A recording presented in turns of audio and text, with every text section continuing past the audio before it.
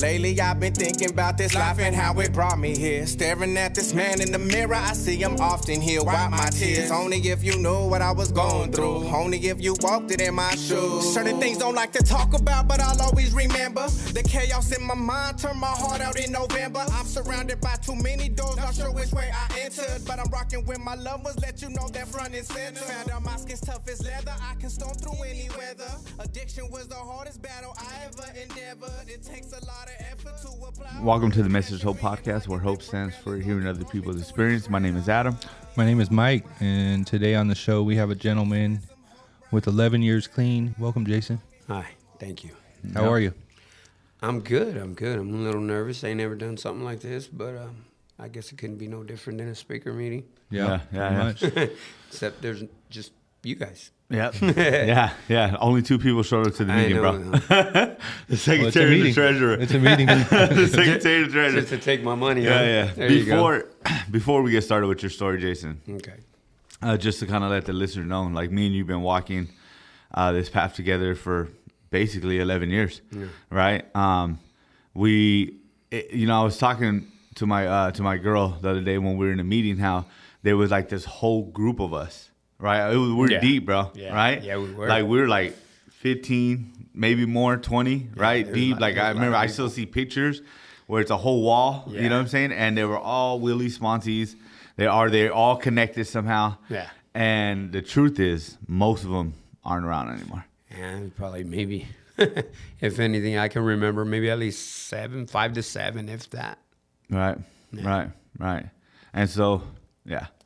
So we've been sticking this out for a very long time. You know what I'm saying? We don't hang out like we used to, but every time we see each other, it's always love. Yeah. Always, you know what I'm saying? A lot of shit talking. But in my opinion, shit talking is a big part of my recovery, bro. If I wasn't able to talk shit, or if I had to be serious all the time, it would be no fun, bro. Hey, like I said, if I don't talk shit to you, that's probably, You know what's funny?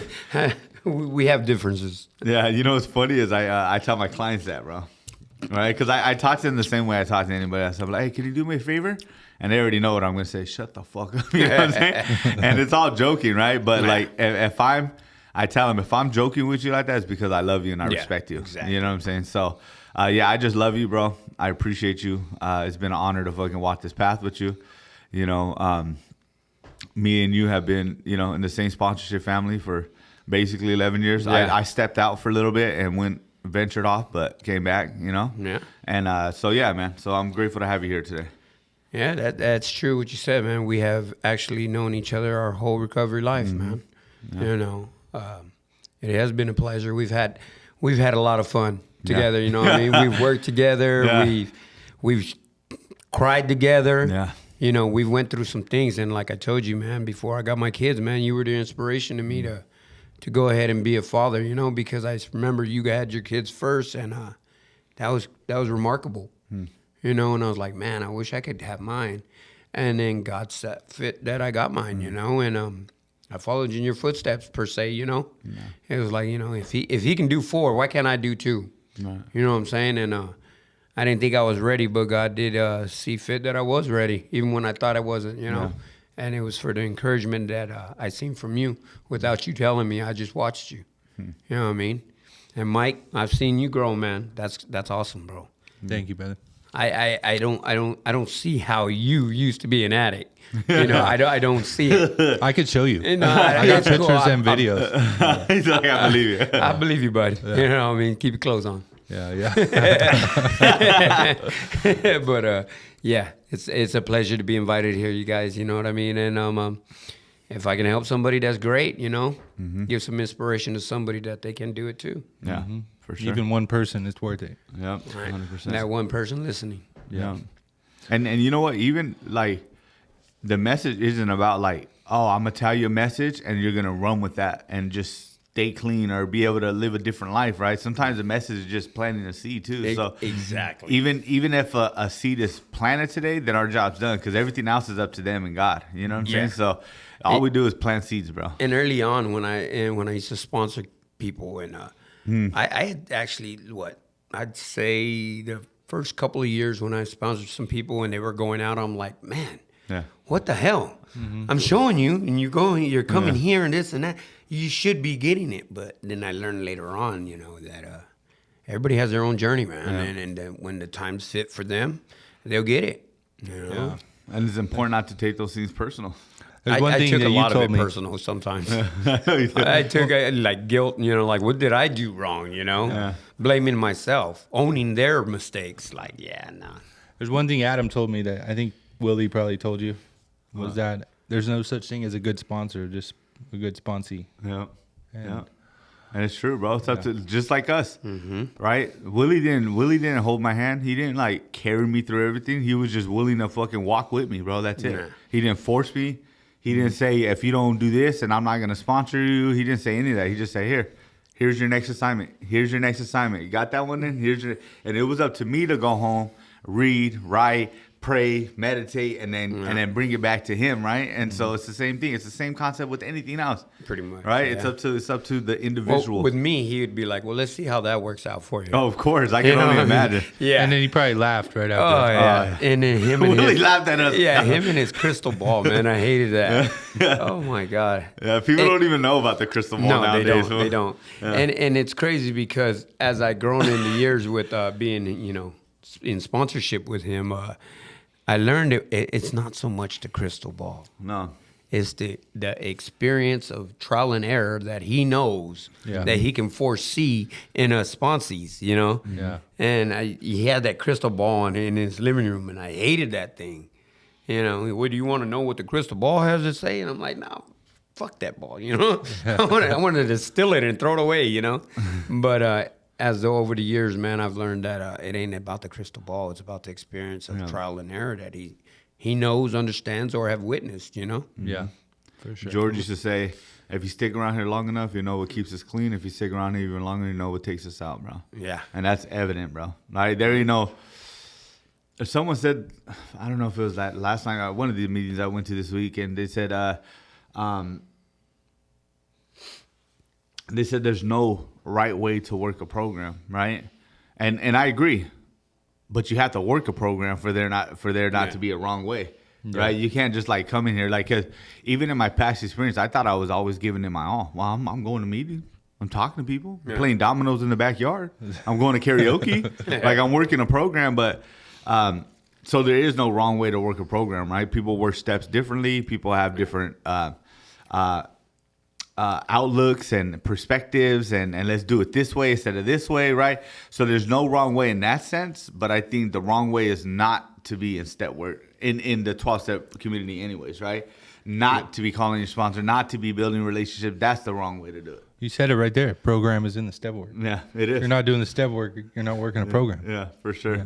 And I think the cool thing about sponsorship is you get to choose your sponsor, who you feel you click with, instead of being appointed like, okay, he's going to be your sponsor, and then you're forced to do it their way. Right. You know, that's what I like. You know, the freedom of choice. You know, Even with what we were talking about at the beginning, even the God of our understanding. Yeah. That's what I like too.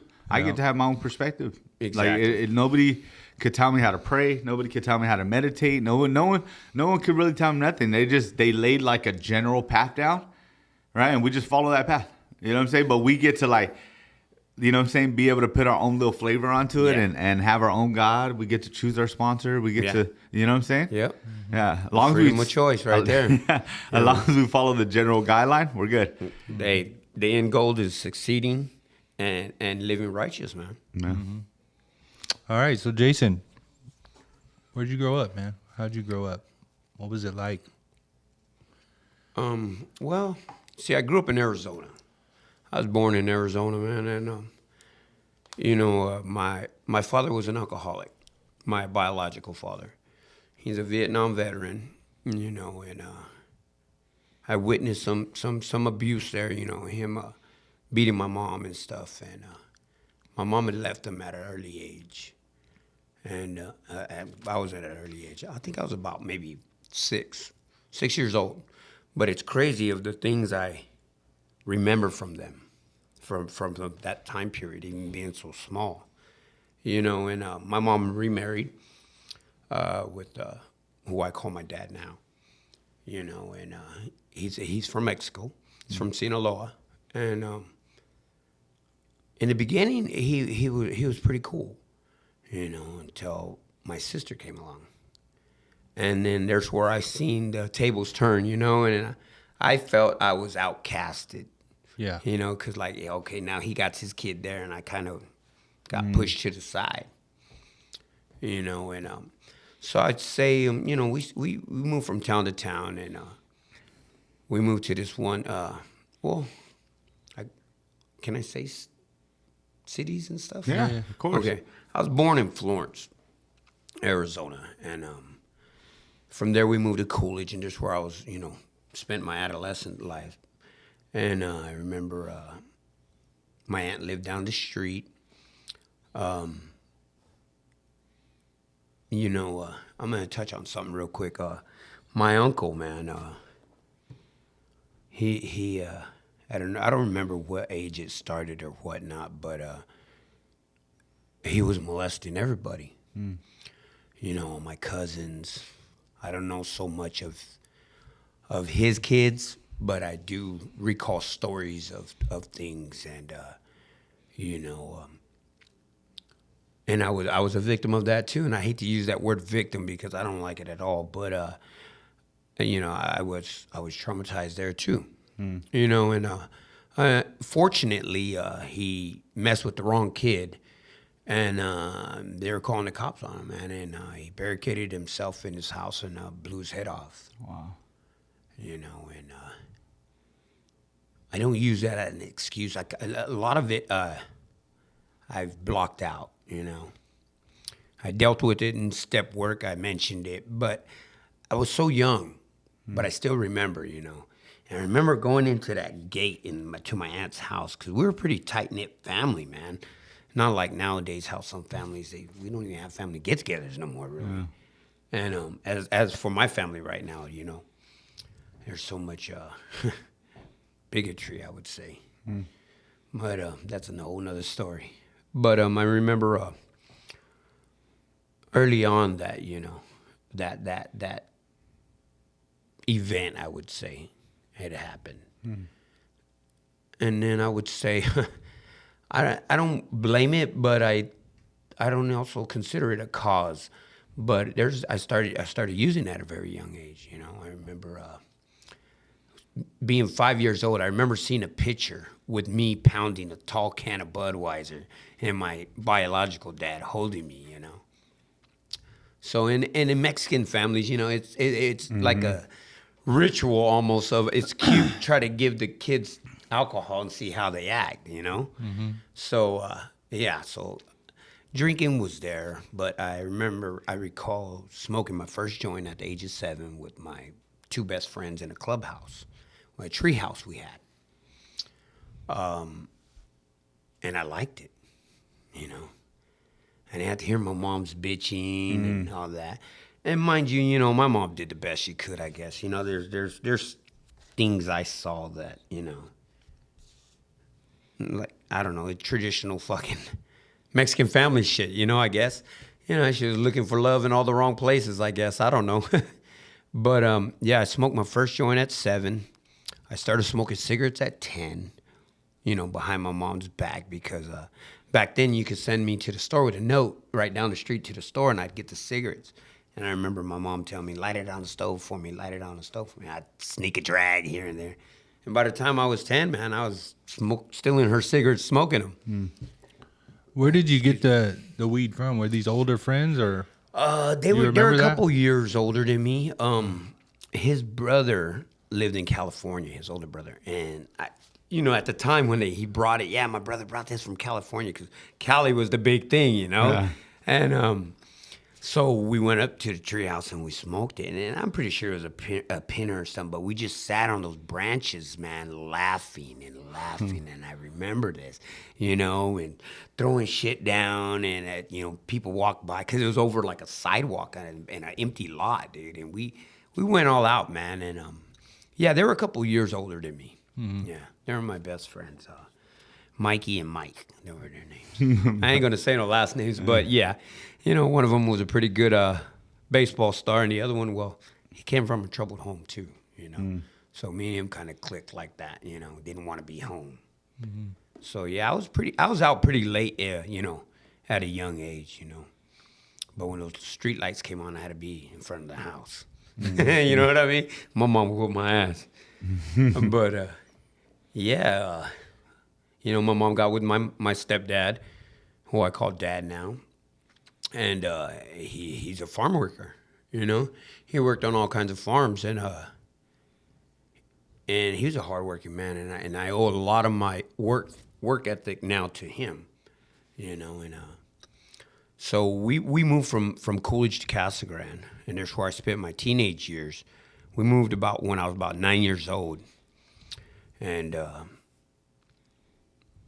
I got some new friends, and you know, and things progressed, man, and I was drinking, smoking weed with the neighbors, you know. At the age of 12, I did my first line of cocaine. You know, my stepfather's family, one of his cousins used to come through all the time, you know, and he was, how would I say, affiliated. And he would do this route, like from Tucson, stop at our house, Phoenix, and on to Cali, then to Tijuana and San Diego, and then partied his way all the way back to Nogales, you know what I mean? And full-on circle, just, you know, working, per se. Yeah. You know what I mean? Yeah. Delivering packages. like Amazon now. But he introduced me to cocaine, man, and I liked it, you know. And every time he came by, dude, he was in a different car, you know, and he'd give me fucking like half a pound of Ziploc bags of weed and go give it to your friends. Tell them I'm here. I'll be here for the next 2 days.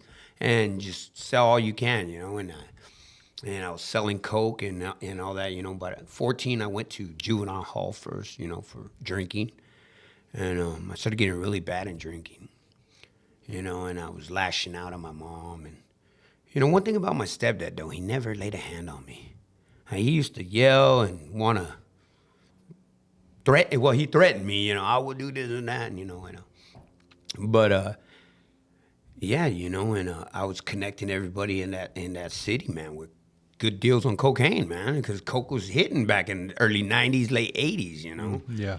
And after my mom moved to California to take care of my grandfather back when I was like 16, 17, I stayed with my aunt here and there, you know, and with my old friends and my neighbors, man, we were doing so much coke that we used to put it into joints. We call them Primos, right? And one day, man, me and this guy, Johnny, my neighbor, he was like, man, let's try it with some crack. You know what I mean? Fuck the powder. Let's do it. Because we crushed it up, man, and that thing was so wonderful. You know what I mean? It was so wonderful. And thanks to that, I became a crackhead. Woohoo! Best 5 minutes of your life.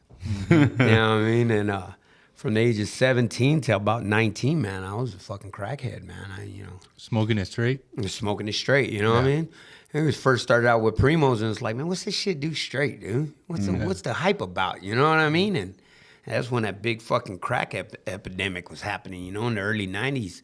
And, yeah, I got addicted, man, at the age of 17, man. You know, and no more powder coke, you know? It was like, fuck, let's hit the rock.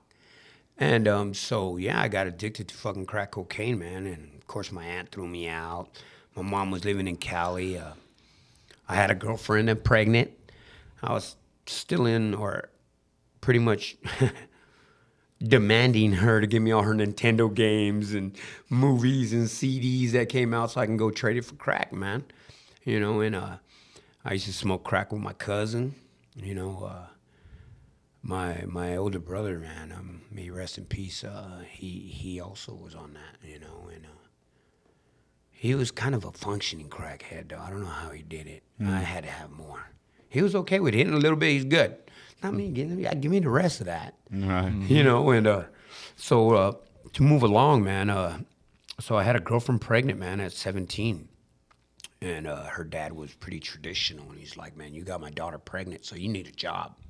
Mm-hmm. And he worked at this company, this factory was pretty good. And he also owned his own business. And he's like, man, I got this job lined up, man, but you need a GED. Well, in the meanwhile of my mom living in Cali, over here in Blythe, I'd come and visit, and I'd bring fucking ounces of weed on the Greyhound. And that's how I made friends in Blythe. And I met a girl there, and I got her pregnant. So I had 2 girls pregnant at the same time at the age of 17. And so I came back to Blythe because the college there was offering free GED testing.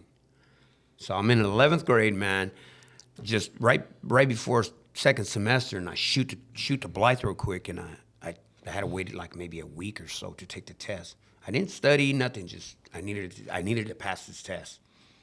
Took the test, man. I was visiting with that girl there, and she tells me she's pregnant. I'm like, what? So I take the test. I shot back to Arizona, and a week later, I got the results, and I passed the GED test. So, me being me, I say I graduated early, you know what I mean? I graduated in 11th grade, motherfuckers, you know what I mean? Lo and behold, I got a GED, But, so yeah, man, and you know what? It didn't stop me from smoking crack, dude. I think I worked at that job for about maybe 2 months, man, and they fired me because I wasn't showing up, or I would show up and be fucking somewhere getting fucking high, smoking and shit, not doing my job. And all I had to do was fucking push a button on the machine. All I had to do was push a button, man. I couldn't even do that.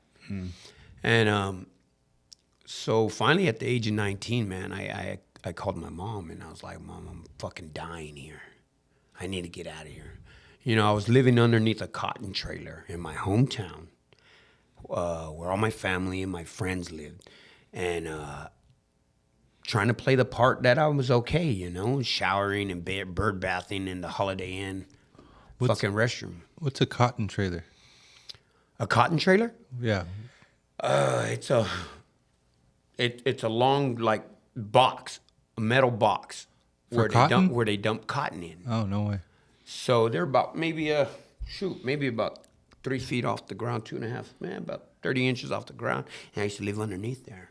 It was an old field with a lot of abandoned old cotton trailers. Uh-huh. And I lived under there. I was 18 years old, man. I'm homeless, you know what I mean? I had the best looking cotton trailer, though, I tell you that. You know what I mean? Yeah. And it brings back a story. I helped a guy out, man. It was raining, dude. I had tarps and everything. I made it look to where there was such high brush. I made it look where you couldn't tell from the road. But until you walk in there and you're like, man, this motherfucker got it hooked up under here. And I remember hearing something, and I was all cracked out. And I looked out, and there was this guy standing in the rain a couple of trailers down. So I invited him over. Hey, come on. He had some too. We got high, this and that.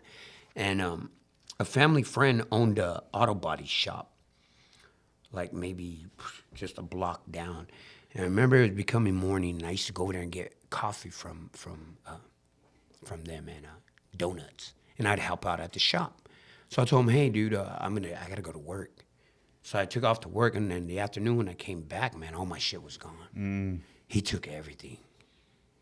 And I tell you what, that was the first time that I felt like, fuck, man. That's why I don't steal.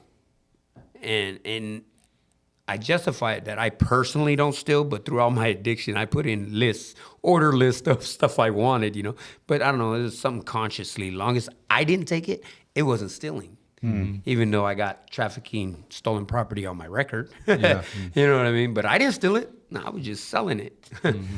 But to move along, man, so at 19, man, my mom sent money to my aunt for a bus ticket. And I dabbled a little bit before that, though, in crystal meth, but it wasn't too much, you know what I mean? And I came to Cali, to Blythe, and our next-door neighbor was from Sinaloa, too. So I got into meth really bad, and drinking and smoking weed and all that, man. And I was like 19 years old going into the bars, and the bouncers would let me in, and because I was selling fucking meth to everybody in there, man. And I had all the paisas fucking, because they used to call me Chongo back then. And I viene Chongo, you know what I mean? They let me in, 19 years old in a fucking Skid Row bar per se, you know what I mean? Not a nightclub, it was a bar with maybe a DJ. And to me, I was living it, bro. You know what I mean? All the attention, money in my pocket. Wasn't mine, but I had it in my pocket, But, yeah. And then, I was in and out of juvenile hall when I was started at 14, man. And then when I turned 18 in Arizona, I went to the county for the first time, and my cousin was there for attempted murder also. So I was pretty safe then, you know what I mean, per se, behind the walls, I would say, in jail. And then moving forward back into Blythe, man, that's when things really went downhill, man. I started fucking using a lot of meth and all that. Everybody kind of cut me off of all the old connects that I used to do favors for. And I was just, just a meth head, man, you know what I mean? And you've heard my story when I say, I was on a stolen bike carrying a frame, of a bike. I'll sell you this for $5. I'll give you the bike for 15 now, just like that. But throughout my experience, man, at a young age, I just started making kids, man. Doing everybody. I didn't give a fuck who it was, No men though, bro. Okay. And no, what is it? No Diddy. That's what my son showed me today. No Diddy. You know what I mean? But yeah, it progressed. My addiction progressed, and I got introduced to some pills, Seroquels, and I love them, man. I love those Seroquels, I've tried acid, I used to do microdots and all that other stuff, and hash and all that. One time this girl had some shit she got from the Amazon, some extract of some vine, and you put it on weed, and man, dude, the fucking ceiling was popcorny. It was pretty tripped out. But I love hallucinogens. I don't know, it's just something about hallucinogens I love. And so I started making more kids, man. I got another daughter that, well, actually, my other son, let me back that up, Brandon. That other girl, she was kind of from a traditional family, and so I made up this whole lie, man, and she followed it, dude. So I wouldn't get in trouble in Arizona, and we blamed it on somebody else that it was his kid, and I guess my son holds a little resentment on that. I mean, I don't know if there's stuff he's going to deal with later, unfortunately, But, yeah, I think I needed to throw that in there, man, because that was part of my disease, man, of, trying to manipulate a situation to get out of trouble for self-gratification, I guess, self-benefit. And so I had another daughter with that same girl that I lied about the first son about. And then around 19, 20 years, about 20 years old, I was working at this factory, and I was going out with this one girl. She was teaching at a high school, well, like a teacher's aide.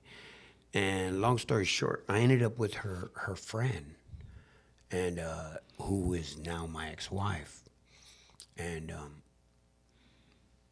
seeing the violence of the way my dad treated my mom, and how my stepdad, treated my mom early on, of domestic violence, And he was pretty traditional that the woman does this and the man does this, I bring the bacon home, you cook it, you stay at home mom and blah, blah, blah, And yeah, I remember one time, she was a good girl. And it's crazy how I did it, man. I kind of stole her. I did the whole 9 in courting her family and her. She was 18 years old, 17, and I was like 18, 19, and they took off to Mexico one weekend, and told her, pack your bags, let's go. And I manipulated and convinced her into going with me, like I was some great guy at the time, just coming off of crack cocaine. I'm a meth head and all this and that. She didn't really know, man, and I hid it. And so I kind of stole her, bro, and we got married. She got pregnant, and I'm going to tell you a story that not too many people know. And I don't think you know this, Adam. She was about, I'd say maybe about 6 months pregnant, if that. And I came home from the bar one night, and I was drunk, methed out, and I was hungry. And it was about 3 o'clock in the morning, and I got her out of bed and demanded her to make me something to eat. She wouldn't, and it's late, and she's telling me I'm drunk and all that. And now, mind you, this is kind of hearsay from what she told me, because I don't really remember. And she said I pulled her by her hair out the bed and pushed her in the kitchen. She fell down. I don't know if I hit her or anything, but I know the cops were called, and I went to jail for domestic violence. And she went to the hospital and all this and that. And of course, I got out. We're still together, and I would say, man, maybe a month after, so she started. I remember I came home from work, and she was kind of hemorrhaging. And I went in. We went to the hospital and stuff. And first thing, there were cops there and stuff, and they wanted to talk to me. And they wanted to interview me because they wanted to see if I was the cause of what had happened because of the trauma. And I think the only thing that saved me from being in really big trouble, because she lost the baby that day. I remember the ultrasound was good, everything was good, and she had to use the restroom. And mind you, in Blythe, we have this little hope you make it hospital, kind of, and I remember that she went to use the restroom. She felt like she had a poop.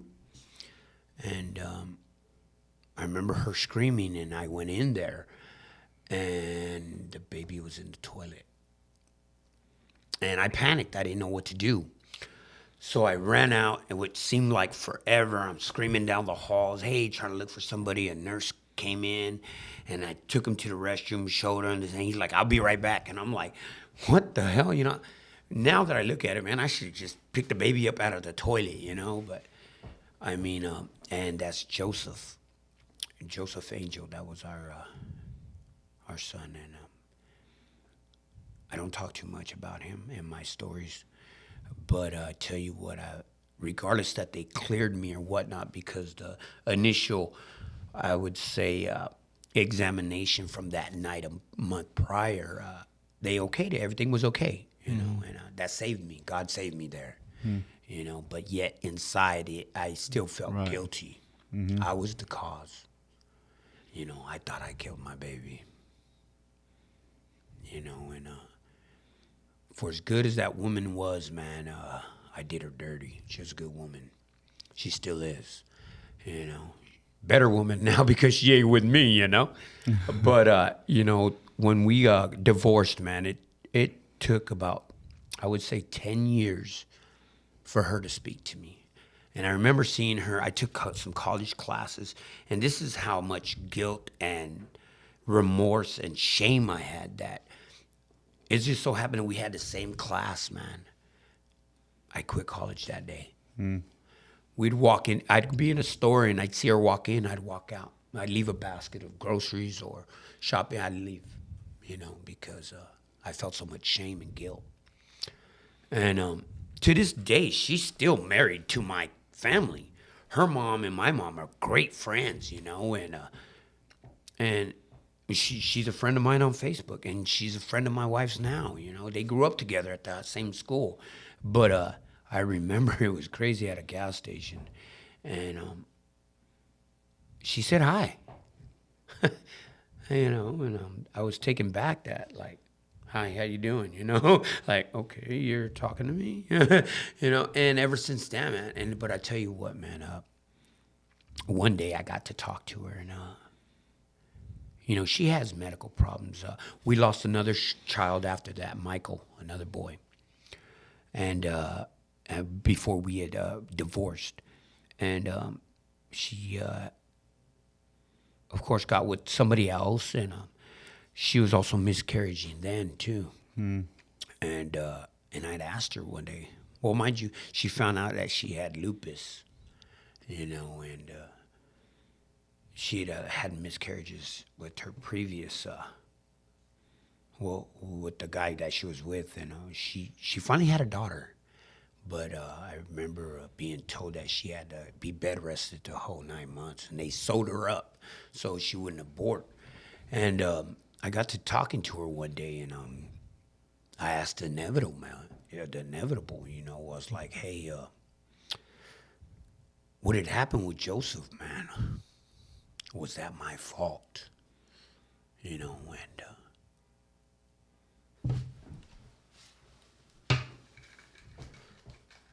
And I looked her dead in the eye, and I told her, because this whole time I felt at fault, Yeah. Did I do that? Was it me? Do you feel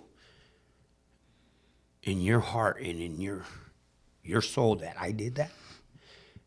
Because I've been living this whole time feeling that. Yeah. And she looked me dead in the eye, and she's like, no, it wasn't you. It's just what had happened at the time. And she explained to me, see how many other miscarriages I had. It was just, and I don't know if it was because of her medical condition, but I tell you what, when she said no, a weight lifted off of me. And I was able to heal from that guilt and shame. And I probably wouldn't doubt that played a big factor into going into meth and alcohol more, Yeah, for sure. And that was a big weight lifted, and we have a good relationship now, and it's pretty. I appreciate it, Now, this whole time, that's my first domestic, right? Mind you, I've laid my hands on women. I ain't gonna lie about it, man. In my early on, pre-recovery, and due to it was followed by Mexican machismo, drinking alcohol, and self-righteousness, thinking because I'm a man, because I was taught, the Mexican man is the fucking king of the castle, and the woman got to buy and be obedient no matter how fucked up I am. Mm-hmm. You chose this. This is your life. You know what I mean? Later on, I find out it ain't like that. No. But so yeah, man, I was going in and out of jail. I went to prison. They gave me 2.5. I ended up doing 3 years. I got caught with drugs and stuff in there, and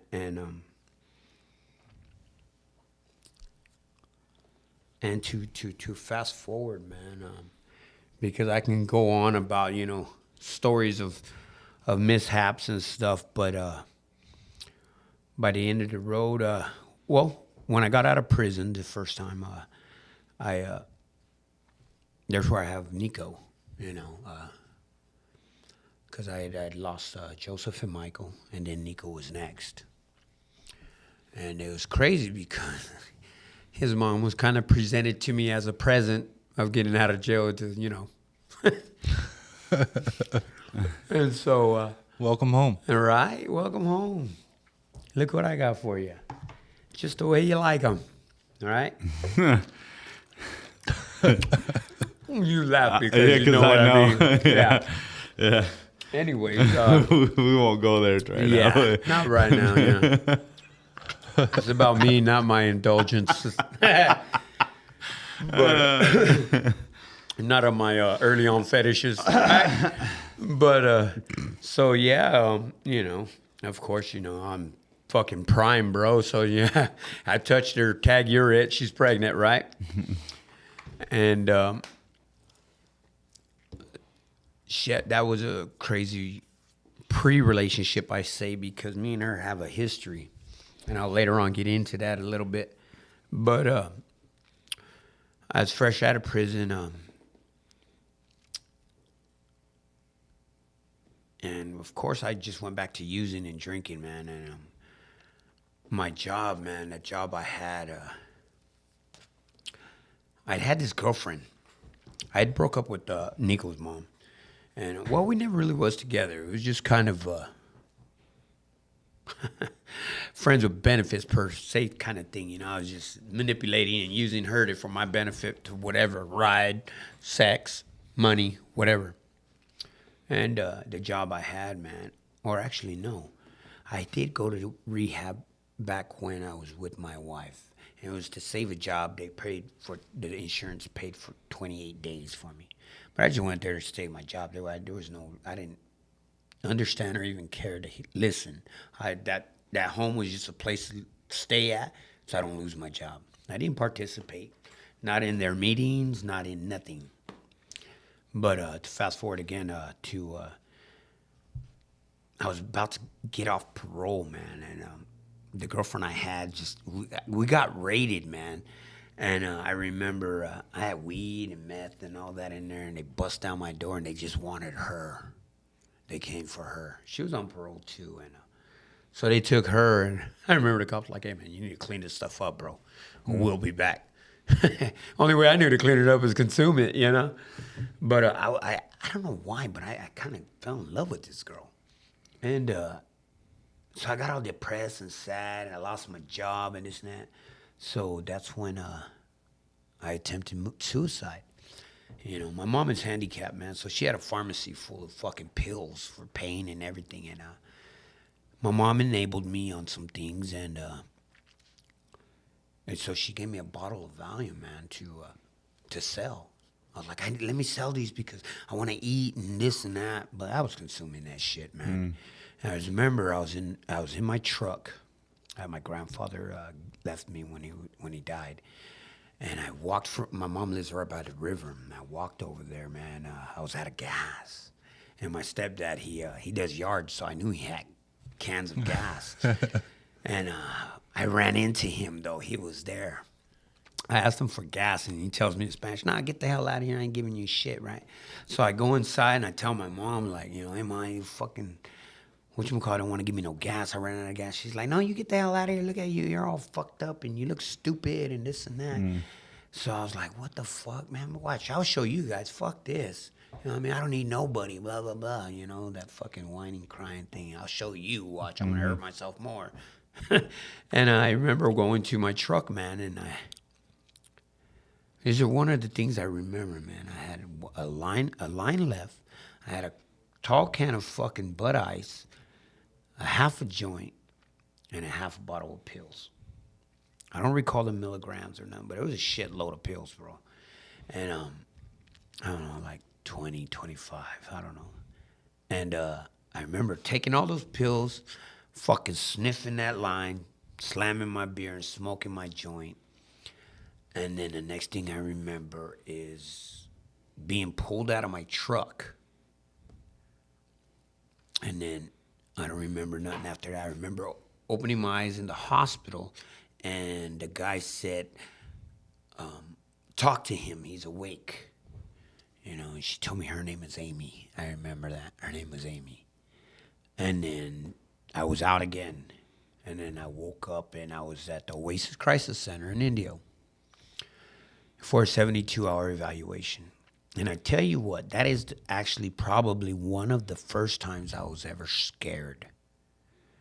You know, I've been spooked, you know, like in prison with certain situations and, you know, running from the demons out in the desert. Yeah. You know, from being, you know, talking with the devil and such. But I was scared, man, because for the first time in my life, I seen real crazy, you know.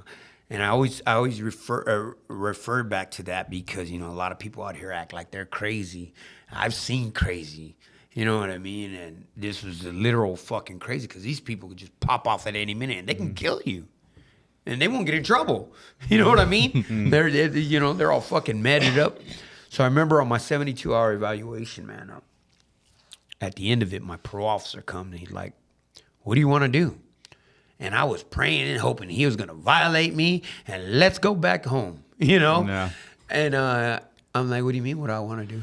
He goes, "Well, you know, you're about to be off parole. You've did everything right, you know, passing all those piss tests with fake piss or other people piss, you know what I mean?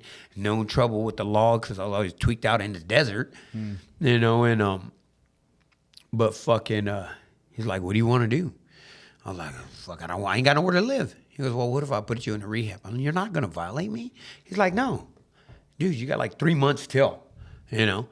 And I'm like, okay. So he sends me to a rehab in La Quinta. I'm like, fuck. So there's another rehab that, you know, I just needed a bed to crash, you know. And we used to have this car wash in Coachella. Well, long and behold, I meet a girl that is how would I say, support staff there, right at the car wash. Another one, just the way I like, right? And or the way I used to like or so, but to indulge. And this was a little meteor. And she, I started hitting it off with her, and next thing you know, I get her pregnant. Right, there's where my daughter comes from. And we tried to work it out. I went back to Blythe, and I stayed with a cousin of mine, and she came out there to see me and this and that, pregnant and this and that. And it just didn't work out. And so moving forward, I went back with Nico's mom. I needed a crash pad, this and that, you know. I was selling for 2 different people that didn't get along. But anything for a fucking hit, right? You know. And that's how she got pregnant and with Elijah. You know, so I have a daughter in between them. You know, I have 8 kids total because I also count Joseph and Michael. You know, I don't ever exclude them. And I'm a big believer in pro-life, and I don't believe in fetuses, embryos, and all. No, that's a life. He was a being, you know. And so there's another rehab. In my story, I don't consider me or those prior engagements with rehabs as practicing recovery. So when I tell my story and I say I haven't relapsed yet, is because although I've been to a couple of rehabs, they weren't for the beneficiary of trying to change my life. Those were crash pads for me to be out of jail or keep a job, you know, Right. and or somewhere to stay.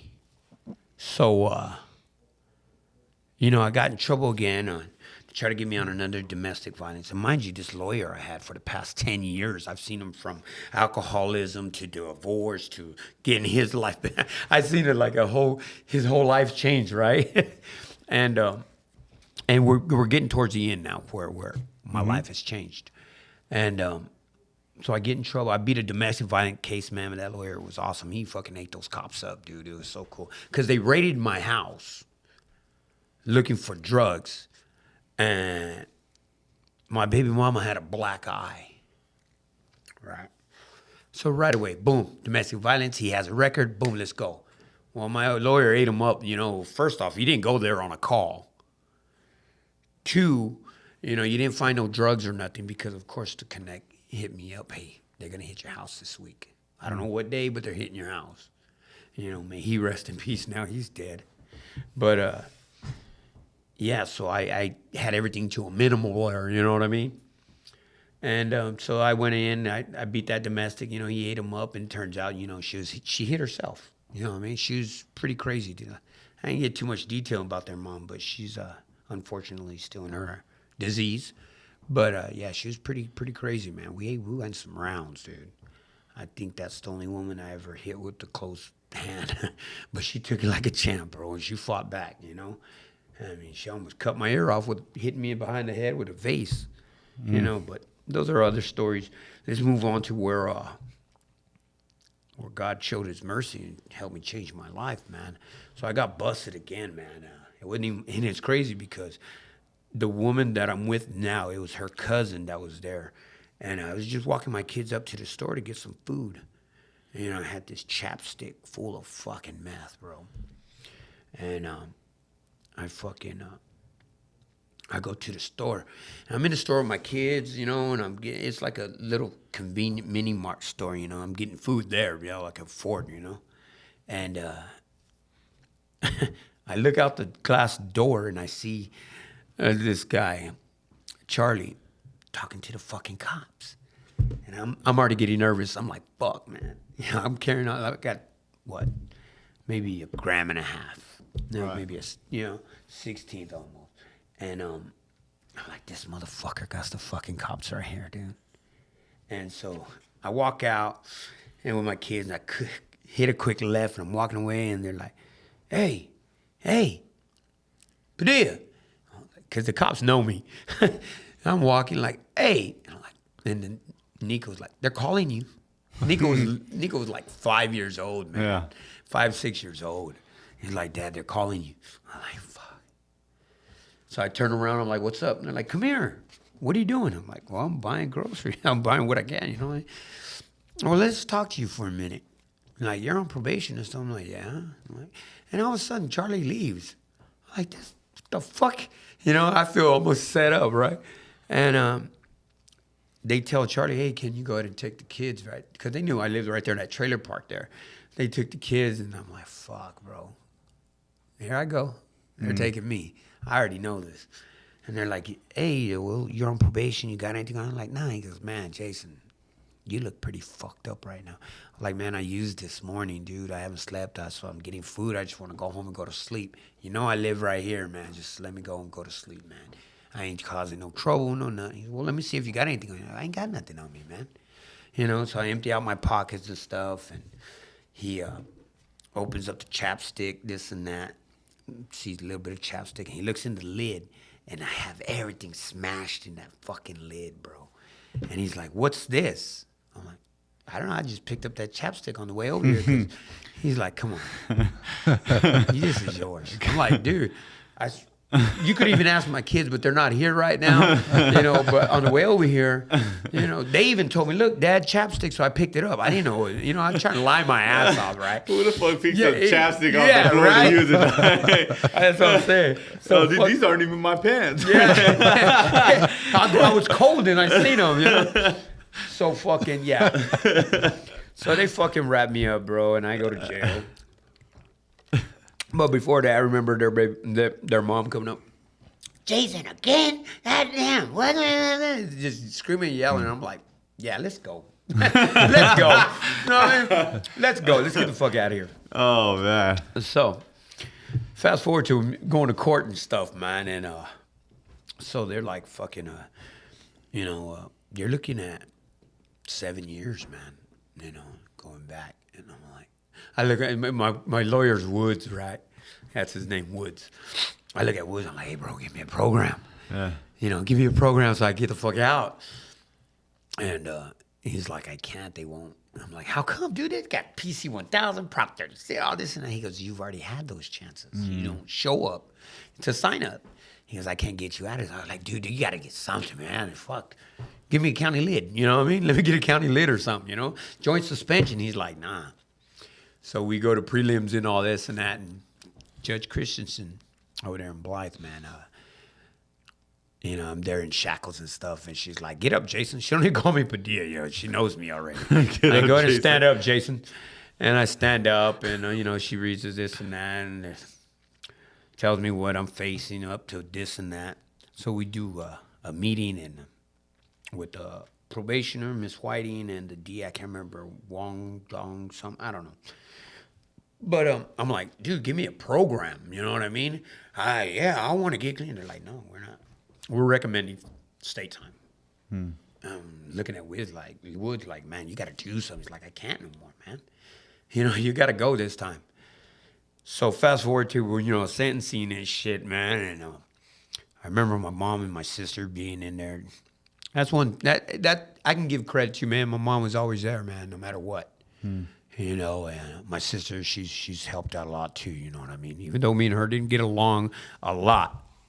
Sometimes we still don't. We got differences of opinion, but you know, my mom was always my biggest advocate and my biggest enabler. You know what I mean?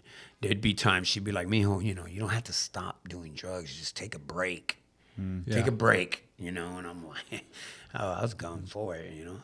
And so, you know, it was like, I don't know, a hearing before sentencing.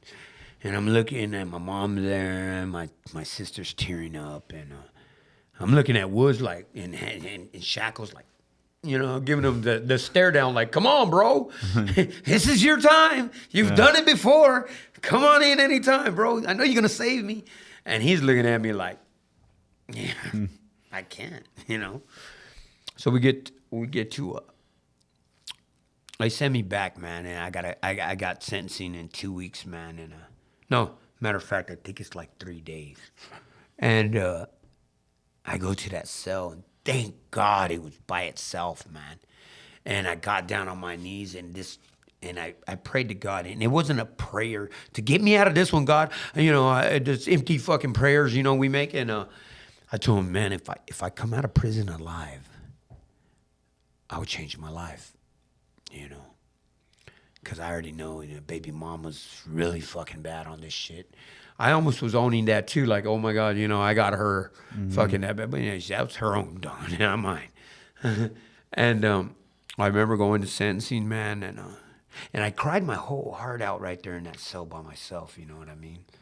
And told God, man, yeah, it's all right. I'll do this time, man. But if I make it out alive, man, I'm gonna change my life. I really do. And I went to court the next couple of days, and you know, of course, she said, just go ahead and stand up, Mr. Peter. Jason, go ahead. I'm standing up. My mom and my sister there again, and I think even my baby mama was there. And I'm giving one last stare at Woods, like, okay, dude, come on, what are you waiting on? You know, because he always brings out a rabbit out the hat, it seems like.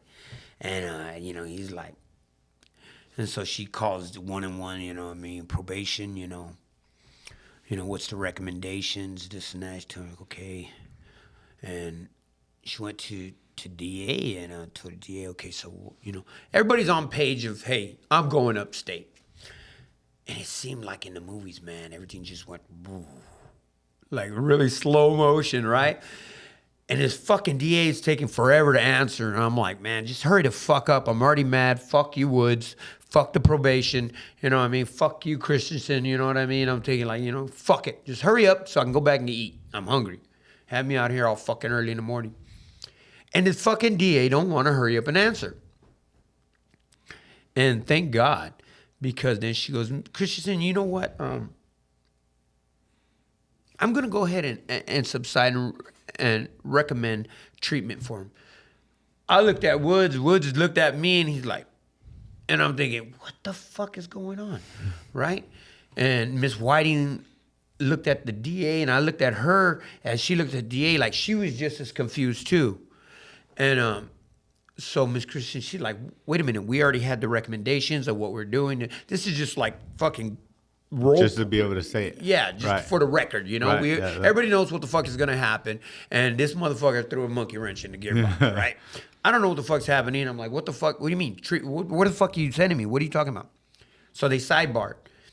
And then Miss Christian's like, well, I thought we were just going to do the formalities and, you know, this and that. And the DA's like, nah, you know, something. I'm going to give this guy a fucking chance. Right? So they sidebarred, and they went to recess, and they took me into this room, and we're sitting at a table like how we are right now. You know, I got probation there, I got the DA there, my lawyer right here, and I'm here in shackles. Mm-hmm. You know, first it's me and him, and they walk through, and I'm trying to interrogate him, like, what's going on, bro? What'd you do? What happened? This and that. He's like, just hold on, I don't know. I'm like, no, motherfucker, you know something, what happened, right? And he's like, I don't know, we're gonna find out. So they walk in through the door, they sit down across the table like we are right now, and the DA, I guess they already told probation this and that, and they're like, you know what, we're gonna recommend you drug court. And I was like, okay. And Miss Whitey's like, remember we recommended it last time, you didn't show up. And I'm like, yeah. She goes, well, there's gonna be special stipulations on your case. And I'm like, well, what do you mean? And she's like, you're going to have to go to residential treatment to see if you qualify for drug court. And I'm like, what do you mean qualify? I go, last time I didn't have to go. You guys just sent me out, and I had to show up. And Miss White goes, yeah, you never showed up. So now we're going to send you to residential treatment. And I'm like, okay, for how long? And they're like, 45 days. And the conditions are you're going to have joint suspension, like 3 years, 4 years joint suspension, felony probation, and drug court. I'm like, okay. She goes, we're going to send you to Metcalf. I'm like, wait a minute. Metcalf's right here in Blythe. They're like, yeah. I go, check it out. And in my mind, I was thinking like, damn, God saved me, right? But I was like, still trying to play the part because, you know who I am, right? I'm the homie. Yeah. But I'm like, if I have a chance to get clean, you got to get me out of here. Because Metcalf's right down the canal. I'm either going to walk up that canal or somebody's going to bring me something. And then Miss Whiting's like, well, you'll go to prison then. I'm like, right now, it doesn't matter. I'm ready to go to, I thought we were going today. You know, I thought I was going to sentence and I was going to do 7, catch the chain and hope I make it. And I go, if I have a chance of getting clean, man, I need to get out of here. And so they're like, well, give us a couple weeks. We'll see what's going to happen. So within a week, man, she came and my lawyer came and they're like, we found a place. Gibson House. It's in San Bernardino, and you'll go there. I'm like, okay, cool. So do I get out today? They go, no. I'm like, when do I get out? She goes, you're not. We're gonna wait for a bed to open up, and we're gonna take you there. I'm like, what? Well, I don't get to go and pack some clothes or get to go say bye to anybody or anything. They're like, no. I'm like, well, how am I supposed to get my stuff ready? Well, call your mom. Call your girlfriend. So I'm like, fuck. All right. What can I do? I'm like, fuck, I'm not going to jail. You know what I mean? And God actually, he believed me, you know? Because there for a minute, I thought I was bullshitting myself. At that moment in itself, I was true, wholeheartedly, man, I want to change my life. Because you know that sometimes in active addiction, you get that moment of clarity of, man, I'm fucking up. I want to change. I need to change. And then after already I'm knowing I'm not going to jail, and it's kind of like, well, can I get out and go by? You know, I want to go get fucking high before I go to jail, right? I mean, before I go to rehab. And they're like, no. And I remember going back like, damn. And I thank God, man. And I prayed, and I was like, thank you. Because I didn't think I was going to come out of prison for some reason. And this second round, you know, or the third round.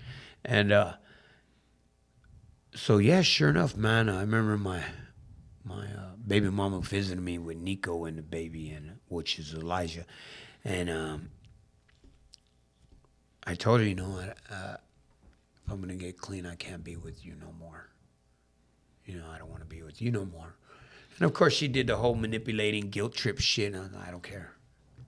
I'm going over there alone. You know? Was that something that you came to realize on your own, or somebody told you that? What? That if you were going to stay clean, you couldn't be with her anymore. I just came on my own. Yeah. It was so toxic. And a lot of it was... So I've been told that, and I didn't believe it. Yeah. You know? No. I'm like, no, I could fix her, dude. No, I couldn't know even I fix can't. me. I was so deep into humility at that moment that, wow, I'm going to get a chance to change. Yeah. I said it. Mm-hmm. You know, I prayed for it. It wasn't just an empty prayer of get me out of jail free, you know. So I told her, you know, I don't want to be with you no more. I can't be with you no more. And you should change too, you know. And yeah, 2 weeks later, man, they brought me a bag and they took me in handcuffs. You know. Later on, I find out that my clothes are all bleached and shit because, yeah, you know, You should have broke up with her after you got no shit, right? And yeah, my mom had bought me some things, hygiene and underwear and all that, man, and packed it in a bag, man. And I showed up to the back of Gibson House in handcuffs with the bag I didn't pack. You know, and I did my time there. I loved it. I enjoyed it, and I wanted to stay. But Riverside County didn't want to let me stay. So I remember a week prior to me having to leave, man, I'm talking to the director of Gibson House, and I'm talking to my lawyer, and I'm talking to mental health. I'm like, dude, I want to stay. I like it. I'm doing good here. I'm enjoying this. They're like, no, man, you gotta come back and do drug court. You know, you're controlling cases out of Riverside County. Excuse me. So again, like 3 days prior, you know, the mental health guy calls me from Blythe, and he's like, "Hey man, you ready? We're gonna pick you up." I think it was on a Friday. Yeah, he's like, "I'm gonna pick you up on Tuesday morning at 8:00. Be ready." I'm like, "Dude, I don't want to go back, man. You know, I really don't." He goes, "I know you sound. I've called and checked on you. You're doing great up there." He goes, "But I need you to come back and do great down here." And I'm like, "Dude, I don't think I can. You know, I don't think I can. I'm scared. You know, and I want to stay." And they're like, "We can't do nothing about that, bro." And I remember him. I was like, "Man, talk to somebody. I'm blowing up woods, right?" And he's not answering. And my mom got a hold of his assistant, and some way somehow they had a meeting, but I didn't know. So come Tuesday morning, man, I get that phone call, after breakfast, because we get up early to do house chores, and they call me to the office, and I get on the phone, and it's the mental health guys, and I'm like, "Yeah, dude, I'm ready," and all this and that. He goes, "Well, I got good news and I got bad news." I'm like, "Well, what's the bad news?" He goes, "You probably want the good news first." I'm like, "Okay, what's the good news?" He's like, "You get to stay." And I'm like, yeah, fuck yeah. I'm fucking ecstatic I get to stay. Apparently, I guess the director and everybody, they had a meeting, man, and it was cool. And I go, "What's the bad news?" He goes, "You got to come back to court over here, though. And they have some conditions." I'm like, "Okay, I don't give a fuck. I get to stay, right?" So fast forward to the court date, man. We're there. And it ain't even a fucking court. We're in a room again. And they hit me with the same terms of all that, joint suspension. But instead of drug court, I got to do a whole year there at Gibson House. They don't have a year program there. And so I'll be running a pilot program. And the good thing is if I succeed, that opens up the door for other addicts to run a year program there. At that time, the longest one was 9 months, SASCA, the prison parolees. And so I'm like, okay, I could do that, And can we get my stuff transferred? She goes, "Yeah, we're going to transfer your stuff and all this and that, but there's a catch." I'm like, "What's the catch?" She goes, "You got to fund yourself. We're not going to fund you. If you come back over here, we'll fund you. But we're not going to fund you over there. This is on you." I'm like, fuck. Okay, I didn't care. I just didn't want to be back in Blythe. And so, yeah, came back. I had to check in with both probations in Riverside County and San Bernardino County.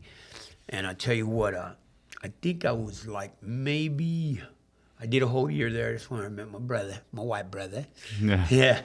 And, I love that guy, man. You and him are fucking right there.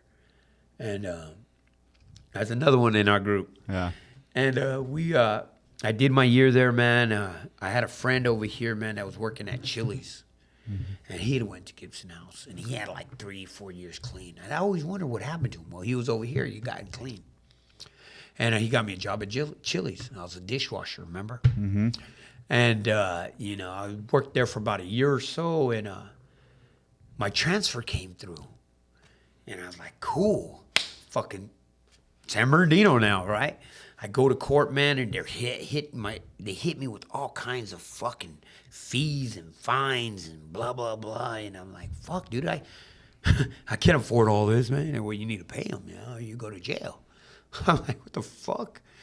Well, that judge just so happened to be the Prop 36 judge as well. And I had taken a file, dude, with all these letters of recommendation from the rehabs. I was running an IVRS meeting for that whole year, the night meeting. I got fucking letters from them, letters from Willie, letters from my job, everything I can to fucking, for my transfer. But it already had went through. I didn't know. And I go, well, I got how about a Prop 36 hearing, man? Most of my charges are all fucking drug related anyways. And the DA the public defender was a dick. He's like, no, right now, we're doing this. And I'm like, excuse me, sir. And he's like, what? And he's like, I got a folder here, man. Can I get a Prop 36 hearing, or can we do that right now? He's like, put yourself on calendar, and I'll see you in 2 weeks. I'm like, okay, cool. And that public defender looking at me like, you know, I'm like, man, fuck, you were doing that anyways. You know what I mean? So I go home and I'm stressing about all these fucking bills they just sent me. It was a bittersweet, man. I was happy that I got to stay. Transfer went through and all this and that. But fuck, dude, I can't afford all these fines and fees. I didn't have this shit in Riverside County. You know what I mean? But due to the transfer fees, processing transfer fees, all kinds of shit. We're not talking like $30, $40 fees. We're talking hundreds, thousands of dollars. I think the total was like $5,200, bro. Yeah. Like $5,200, man, to stay here and transfer my whole case. And so I go back in two weeks, man, and I bring that file again, dude. And the bailiff hands it, or that cop dude hands it to the fucking judge, and he's looking at it. He's looking at his screen. He has 2 screens, right? And he's looking at my stuff, and he's looking at me, nodding his head, and this and that. And I'm just standing there like, man, dude, I just need like 4 of these drop down to misdemeanors. You know what I mean? And he's looking at it. He's like, well, Mr. Padilla, you have quite a remarkable file here. And I'm like, yeah. I go, this is everything I've been doing, man. You know, he goes, yeah, but he goes, the thing is, I'm looking at the computer screen, and I'm looking at your file, and those are 2 different people. And I'm like, he's like, can you explain to me what you've been doing? So I told him, you know, check it out, man. I'm looking at this, and I told him almost the whole story almost, but in a nutshell, you know, and I wanted to get clean, and I came, because you came to San Bernardino to get clean. I'm like, That's what everybody says. It's better than Blythe right now, you know, for me. And he goes, man, these are 2 different people I'm looking at, man. I go, well, the one in the file is me now. You know, the one in the file is me. I swear to God it is. He goes, you've actually changed your life. I go, so far so good, man. He goes, you haven't picked up or nothing, drink, nothing? I'm like, no, I don't even mess with that NyQuil. And I still, to this day, I don't drink NyQuil. It has 10% alcohol. I get the Equate. You go with the diphenhydramine, whatever it is. And I'm scared of NyQuil. It has 10% alcohol, you know? And so fucking, he's like, man, this is remarkable. You, like I said, these are 2 different people I'm looking at. He goes, you know what? I'm going to go ahead and grant you your Prop 36, man. All your drug felonies are going to get dropped to misdemeanors. And I'm like, yeah, thank you so much. And he's like, no, wait, hold on, that ain't all. He goes, man, looking at the progress you've made in this almost 2 years. He goes, you've been checking in both places. You run meetings. You've had the same job. You're paying fines. He goes, man, these are 2 opposite. I wouldn't known you for what you are right now until I seen the screen of who you used to be. He goes, you know what? You're very deserving. And I'm like, thank you. He goes, and I'm going to go ahead and terminate your case. I'm like, what case? He goes, your transfer case. I'm like, what do you mean? He's like, you're going to walk out of here a free man. And I'm going to also waive all those fees. I'm like, dude, I wanted to fucking cry, bro. I'm like, God, thank you so much for everything, man. And I tell you what, I told you I wasn't fucking crying. I told you I wasn't going to cry. But that's why I haven't turned around, bro. You know, that's why relapse is not a part of my story. That's why I do what I do day in, day out, no matter how hard it gets. Because in 2 years, he showed me, he kept his end of the deal, man. You know, he kept it. As long as I stay, that's why, you know, all the bullshit aside, bro, I'm a frightened fucking man, bro. Yep. I'm frightened of the other side. And even the little bit of, like, the NyQuil, bro, you know, that is a true story, dude. I do not drink NyQuil. I do, but yeah, go ahead. I am that scared, bro. Yeah. You know, I am that fucking scared. Because I know me. You know what I mean? Yeah, I feel sick today.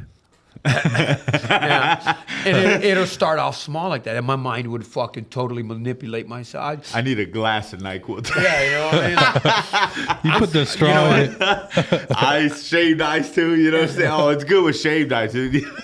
I feel sick right now. One shot, man, I might be sick tomorrow. Let me just take 2 just in case. You know. And so I walked out of that fucking courtroom, man, with my fucking felonies dropped to misdemeanors. I'm off fucking probation, no joint suspension, no fucking $5,200 fucking dollars of fees just to come over here to straighten out my life. I mean, God fucking just said, okay, I believed you on that prayer, man. Now here you go. And I tell you what, man, I started from a dishwasher, man, to prep cook, to line cook, to head of line cook.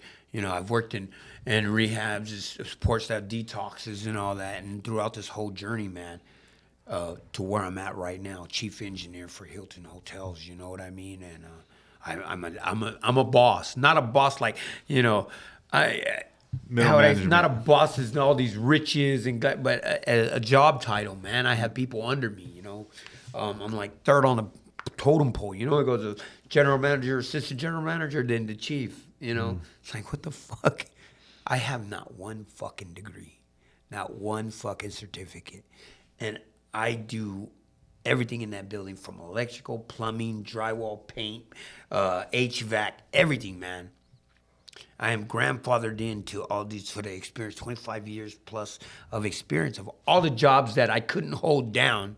My fucking dumb addict intuitive mind, because we're smart people. Yeah. We come up with so many fucking devices, tweaking or means, manipulation of skill sets that we are using to survive in that disease of addiction and the streets and the art of manipulation that all that that stuck with me. Like I told you in the beginning, I use my powers for good now. It has actually benefited me now in my life.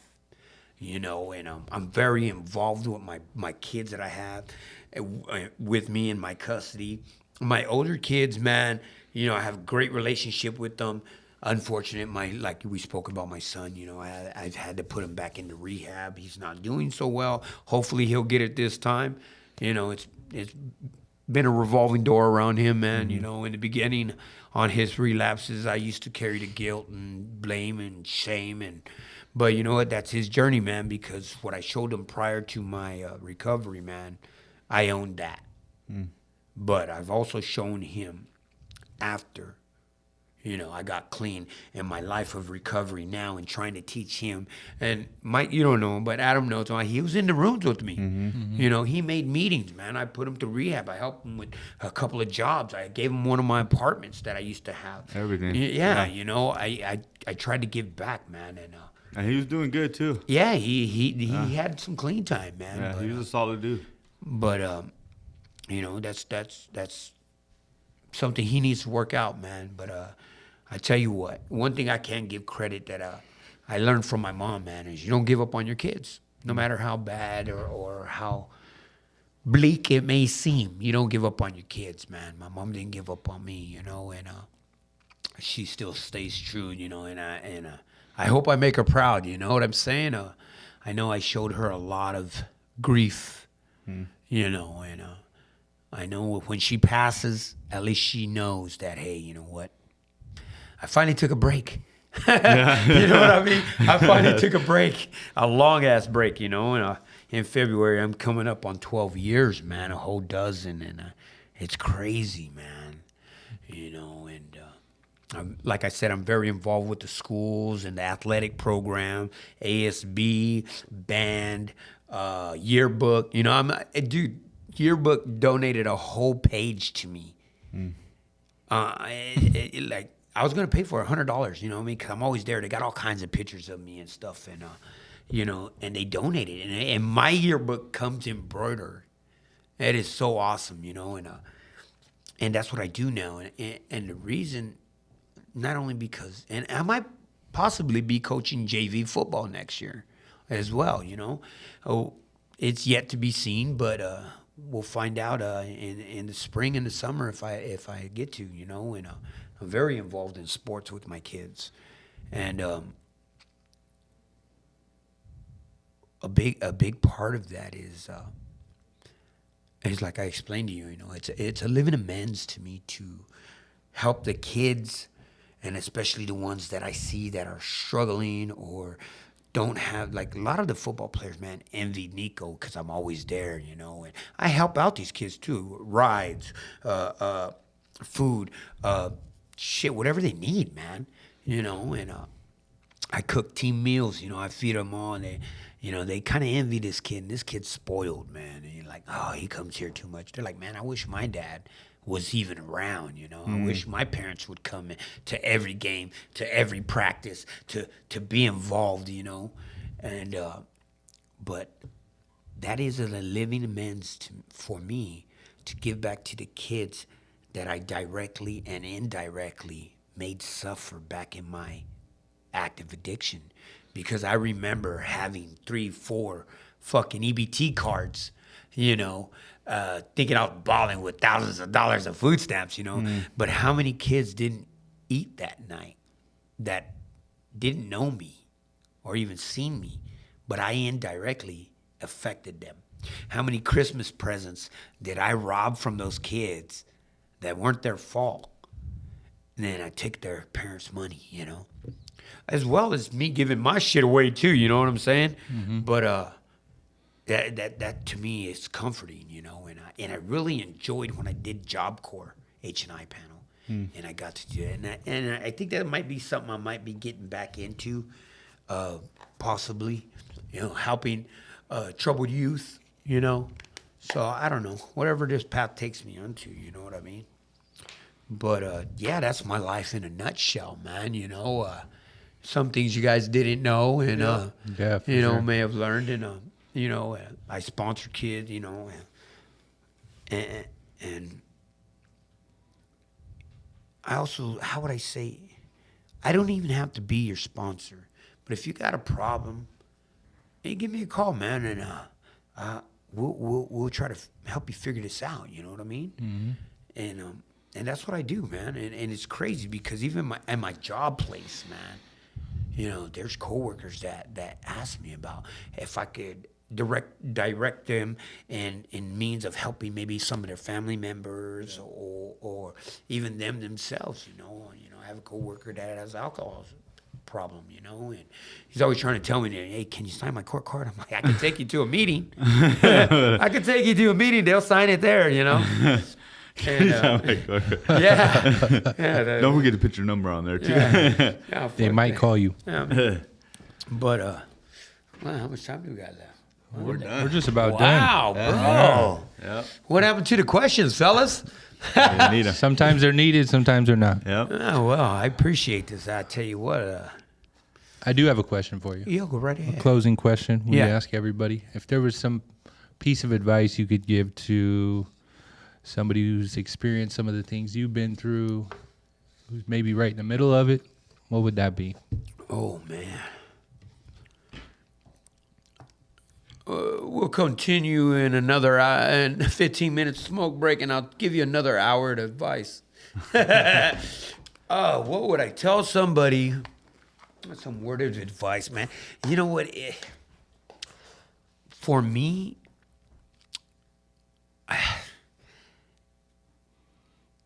I'm more of a hands-on or physical, you know what I mean? Even when I do step work, I don't like doing step work over the phone. I need to see you, man. You know, I need to look in your eyes. I need to see your soul. I need to hear your voice, you know. And I tell you what, man, that's a hard question for me because I paid so much attention to detail that I would need to know the circumstances of what they're going through. But if I could sum it up somehow, there is hope. There's hope. You're proof.